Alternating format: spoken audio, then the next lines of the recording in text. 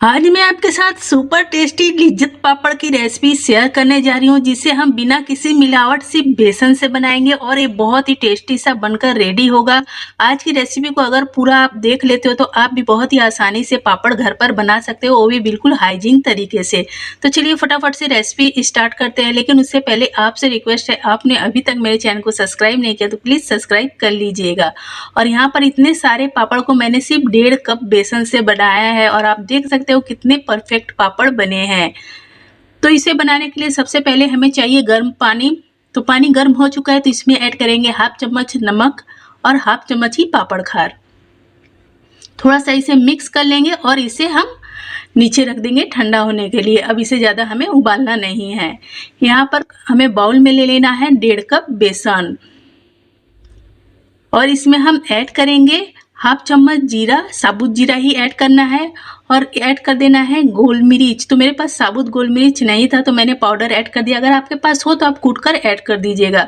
तो मैंने पानी को भी आपको नाप कर दिखला दिया है कि कितना पानी था। तो पानी को थोड़ा थोड़ा कर ऐड करेंगे और इसका हम टाइट डो रेडी करेंगे, सॉफ्ट डो नहीं रेडी करना है।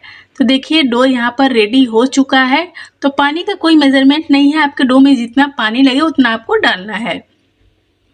1 चम्मच ऑयल डाला, सिर्फ मिक्स कर लेना है। अब इसकी हम करेंगे कुटाई। तो यहाँ पर मैंने पॉलिथीन के ऊपर रख दिया है बेसन के डो को और सिलबट्टे पर रखकर इसे अच्छी तरह से हमें कूट लेना है 3 मिनट तक। जैसे जैसे हम कूटेंगे वैसे वैसे इसका कलर चेंज होगा, ये हल्का कलर का हो जाएगा और बहुत अच्छा सॉफ्ट हो जाएगा, बिल्कुल लचीला सा। तो मैंने पॉलिथीन पे इसलिए रखा है ना कि सिलबट्टे पे चिपके ना। जब इसकी कुटाई हो जाती है ना तो ये चिपकने लगता है। तो अब आप देखिए कैसे चिपकने लगा है। इसे कूटते हुए मुझे 3 मिनट हो चुके हैं।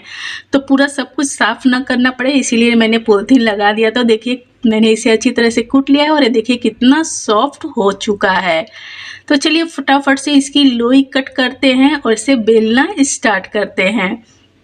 तो लोई आप अपने मनचाहे शेप में कर सकते हो। जितना बड़ा या छोटा आपको पापड़ चाहिए उस अनुसार से आपको लोई कट कर लेनी है और लगा देना है बेलन और चकले पर ऑयल। तो मैं यहाँ पर सरसों के तेल का यूज़ कर रही हूँ, आप चाहे तो घी का यूज कर सकते हो।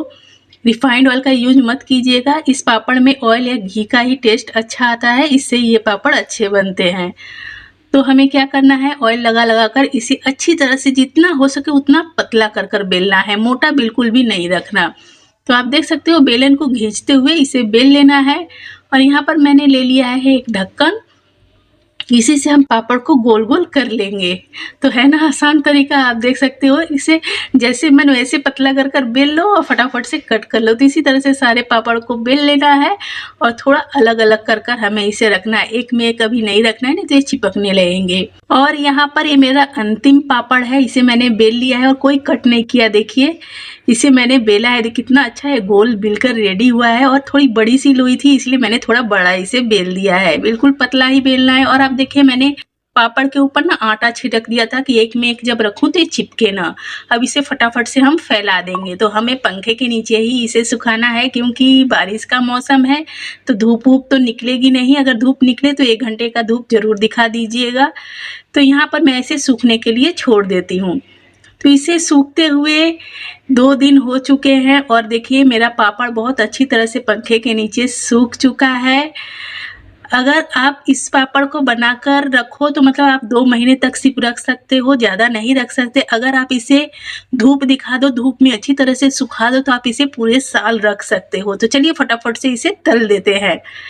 तो यहाँ पर ऑयल गर्म हो चुका है, बहुत ज़्यादा गर्म ऑयल मत लीजिएगा, मीडियम हॉट ऑयल लीजिएगा और उसमें डालिए और देखिए कितना बेहतरीन ये हमारा पापड़ बनकर रेडी हो जाता है। आप इस पापड़ को गैस पर भी सेक सकते हो, एयर फ्राई कर सकते हो, आप कैसे भी बनाकर इसे खा सकते हो। तो यहाँ पर मेरे टेस्टी से पापड़ बनकर हो गए हैं रेडी। तो मैं एक तोड़कर आपको दिखला देती हूँ, देखिए कितना ये बेहतरीन बना है और बहुत ही स्वादिष्ट ये पापड़ बनते हैं। इसमें मैंने लाल मिर्च का उपयोग नहीं किया, आप चाहे तो कर सकते हो। मेरे हाथों में थोड़ा कट लगा था इसलिए मैंने नहीं डाला। तो अगर आपको मेरी सिंपल सी रेसिपी पसंद आई तो प्लीज़ सब्सक्राइब।